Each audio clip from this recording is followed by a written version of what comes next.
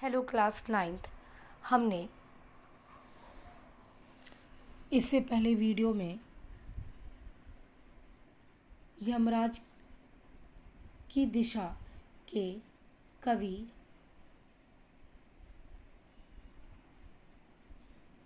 चंद्रकांत देवताले की जीवनी पढ़ी थी। अब हम कविता पढ़ते हैं। यमराज की दिशा।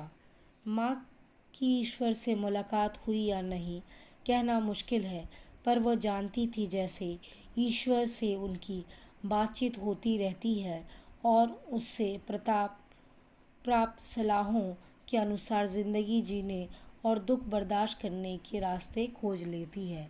माँ ने एक बार मुझको कहा, दक्षिण की तरफ पैर करके मत सोना, वहाँ मृत्यु की दिशा है और यमराज को क्रुद्ध करना बुद्धिमानी की बात नहीं। तब मैं छोटा था और मैंने यमराज के घर का पता पूछा था। उसने बताया था, तुम जहाँ भी हो वहाँ से हमेशा दक्षिण में। माँ की समझाइश के बाद दक्षिण दिशा के पैर करके मैं कभी नहीं सोया और इससे इतना फ़ायदा ज़रूर हुआ, दक्षिण दिशा पहचानने में मुझे कभी मुश्किल का सामना नहीं करना पड़ा। मैं दक्षिण से में दूर दूर तक गया और मुझे हमेशा माँ याद आई। दक्षिण को लांग लेना संभव नहीं था, होता छोर पर पहुँच पाना तो यमराज का घर देख लेता, पर आज जिधर भी पैर करके सो वहीं दक्षिण दिशा हो जाती है। सभी दिशाओं में यमराज के आलीशान महल है और वो सभी में एक साथ अपनी दहकती आँखों से सहित विराजते हैं। माँ अब नहीं और यमराज की दिशा भी अब वह नहीं रही जो माँ जानती थी।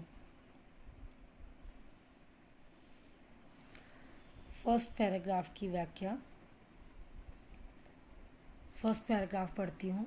माँ की ईश्वर से मुलाकात हुई या नहीं कहना मुश्किल है, पर वह जानती थी जैसे ईश्वर से उसकी बातचीत होती रहती है और उससे प्राप्त सलाहों के अनुसार ज़िंदगी जीने और दुख बर्दाश्त करने में रास्ते खोज लेती है। इन पंक्तियों में कवि ने अपनी माँ के ऊपर विश्वास और उनकी माँ के ईश्वर पर विश्वास का वर्णन किया। उनके अनुसार उन्हें यह नहीं पता था कि उनकी माँ ने ईश्वर को देखा है कि नहीं, और यह अनुमान लगाना भी लेखक के लिए कठिन है, लेकिन उनकी माँ उन्हें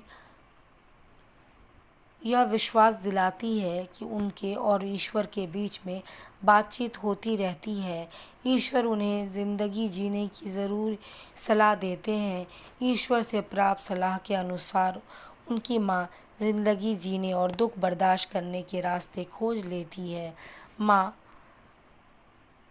कवि को भी ज़िंदगी जीने का सही रास्ता बताती है और समस्याओं का सामना करने की प्रेरणा देती है।